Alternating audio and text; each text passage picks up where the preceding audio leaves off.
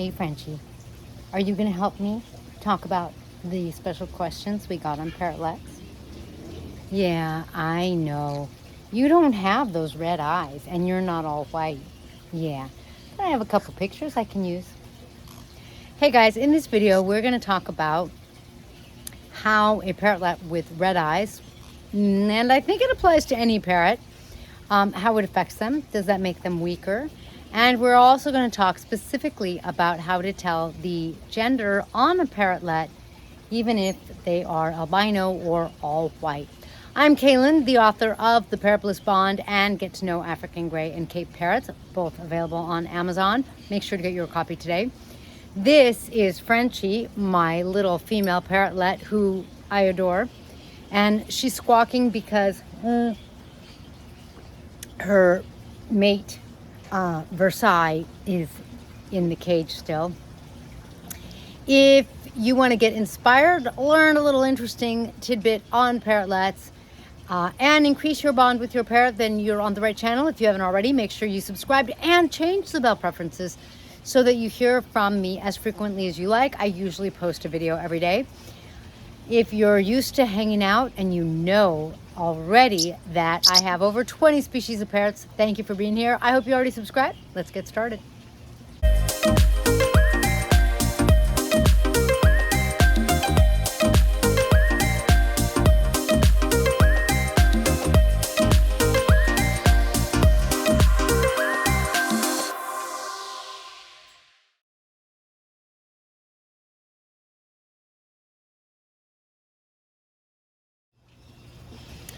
With parrotlets, they are sexually stretched. They're sexually dimorphic. That means that you can see the difference.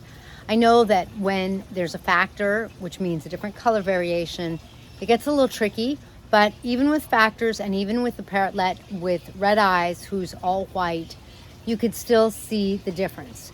In this video, I'm going to show you a picture of Parsnip. Parsnip has the red eyes and she's all white, and I opened up her wings so that you could see that there is no stripe at all. She's female and she laid eggs.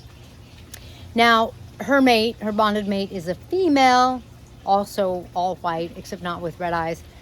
So needless to say, they laid a lot of eggs, and that's okay. I don't mind, I don't care. Like whatever, just as long as you're happy, that's all I care about.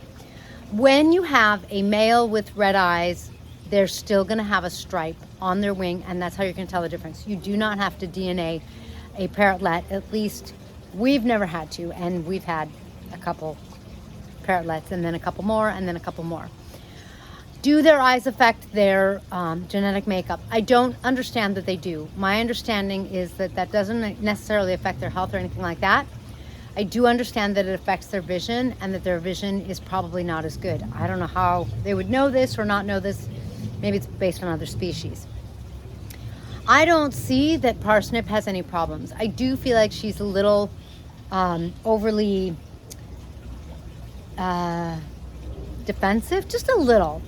And that could very well be because she doesn't see as well.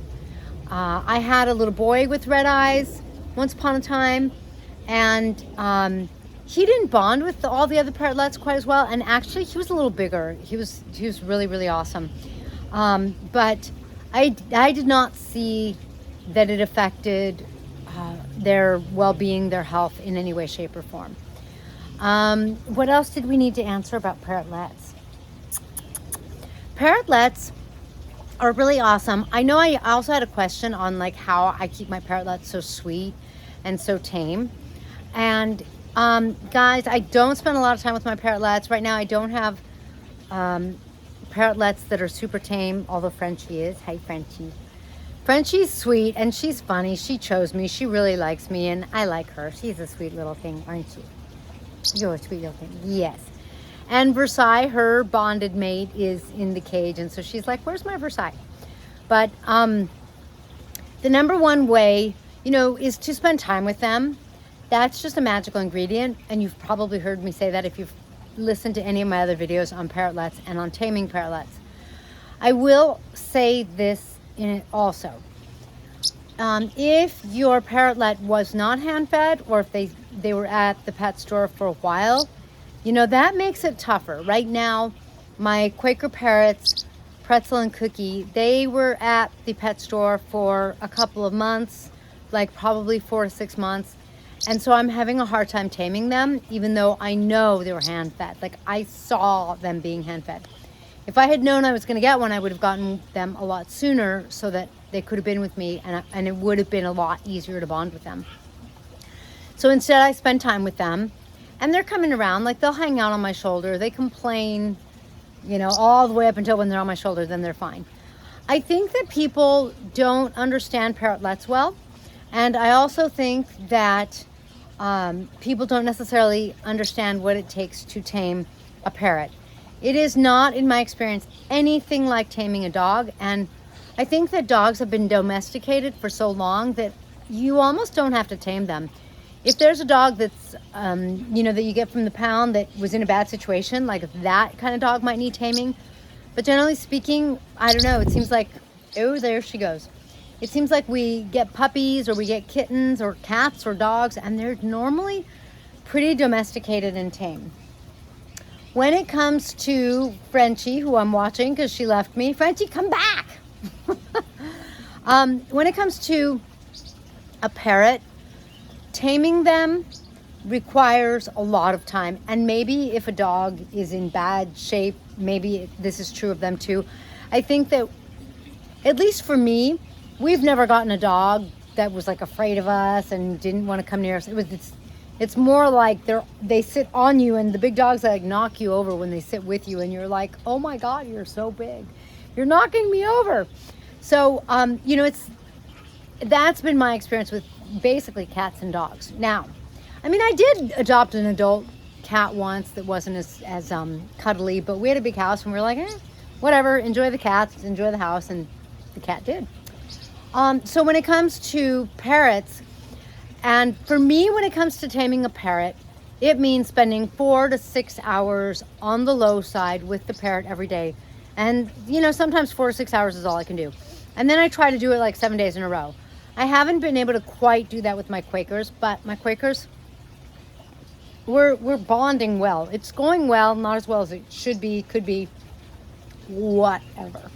So when it comes to your parrotlet, one of the misperceptions I think people have is this is a small bird, so I don't have to feed them as much. I don't know.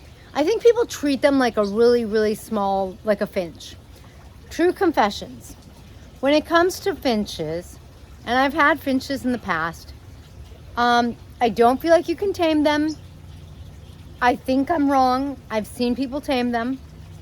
I don't feel like they bond, and I don't feel like they connect with you the same way a parrot, a citizen, does. She flew on my phone. There you go. Come here. Can you come back on my shoulder? Frenchie, can you come back on my shoulder? Hello, my Frenchie. Hello, my sweet little thing. Hello, my sweet little thing. I treat my parrotlets, who are very small, and my parrotlets are on average 30 grams. I pretty much kind of treat them the same way I treat all my other birds, including my macaw, who is like 1,000, I forget how many, 1,100 grams, something like that. Way bigger, but I kind of treat them the same, except I'm a little more careful with my macaw's beak, because her beak could break my finger. Her beak couldn't break my finger. It could make me bleed, and she could give me a good cut if she wanted, but it would be small, right? But basically, if you watch my videos, my philosophy is, you know, parrots aren't people, but they are highly intelligent. And another true confession, I just got some lady Gouldians because I saw some when I went to Butterfly World, and I was like, I don't know, something moved me. And I was like, you know what? They're beautiful. I don't know. I got moved, and I was like, I won't have to spend time with them. They don't need me like to engage with them the way a parrot does. Parrots, and you know, guys, if you think I'm wrong, please tell me why. Don't just tell me because you think so. Like I expect you to tell me something based on your experience or some research kind of thing. But My experience is the finches are really happy together. They're good. I understand that Lady Gouldians, you know, I think they sell them as young adults, so they already are past the point where they would be tame. At least that's the way it is with parrots. When I have babies, I pull them when they're opening their eyes. They still don't have their feathers. They're starting to get pin feathers, so that they're tame, so that they're used to seeing humans, so that they're used to relating to humans. I don't believe you do that with Lady Gouldians, at least not the ones I got. I don't know if others are hand-fed or anything like that. I literally don't know. So my perception, whether it's right or wrong, my outlook or my thought is that finches, they're happy together. I take good care of them, clean water, food, you know, all that good stuff, keep their cage clean. But then I don't need to entertain them. With my parrotlets and all my other birds, I kind of treat them like young people, like small children, in the sense that my macaw wants to come out. She's like in the window going, hey, you're outside. I want to be with you. In the sense that I understand that they have needs. I understand that they have personalities. I understand that they have good moods and bad moods. I don't think they're usually in a bad mood. I think, you know, sometimes they are. I understand that they have a need to bite. They're nature's gardeners. They're constantly trying to eat things, destroying wood, that kind of thing, or anything else they can find. I understand that they need a certain level of care. I understand that they need a certain level of engagement. I understand that they need a certain level of love and respect. And I also understand that when they aren't tame and I want to bond with them, I need to spend like all day with them. If I was trying to tame a parrotlet, I would get a little carrier. In addition to their cage, I would put them in their cage at night, but during the day I would have their little carrier and I would take it with me like almost everywhere that I could, so that I would have it, not necessarily because I would let them out. I mean, you can, and I would do that too, but it depends. Like if I was taking them to work and they were at my desk, I would have to have them on my desk, right? Like you can't have, at that point, probably your parrotlet flying around. But I would have them so that they could see me all day. I wouldn't worry about whether it's one or two. I would not do three. One or two. And if I'm taming them, one's perfectly fine. If it's night and they're in their cage, I really want to see two, because that helps them be more social. The more social they are, the happier they are, the more they know how to socialize, the more they know how to bond with me or with anyone else. So I think two is really important. If you only get one parrotlet and they had been in the store for a while and they were or weren't hand fed, but they are not really tame and stuff like that, and you only have one, I think it's going to be tougher. Now, if you have two, they preen each other. They may not want pets from you as much. I'm okay with that because I can't go around petting birds all day. I'm doing 100 other things, probably just like you. I take a shower, I sweep, I try to do some work. I'm busy doing 100 things. So like, I'm okay with that. If you want a super dependent parrot, just get one. But chances are you're not going to be able to meet their needs and they're going to be dependent. And then this is when I think more plucking issues come into play. I'm having that problem right now with my hawkhead, but hawkheads don't want another hawkhead. I visited a farm, a parrot ranch, where they had hawkheads and they were in different cages. And I'm like, why are they in different cages, the male and the female? And they're like, because they don't like each other. So hawkheads, they're more independent species, so they're trickier, and in a way they're like advanced, because parrotlets, you can have two, you can have more in a cage if you have the space. You have to increase the space, and that's fine. It's going to work out. There are birds like a female Indian ringneck you can't necessarily put with another Indian ringneck, because sometimes they fight, just like the hawkheads. So in some ways they're trickier, they're harder. They can be anyway. So if I wanted to tame my parrotlet, I would really have it with me almost all day, or as much of the day as I could. I would take it in the shower with me.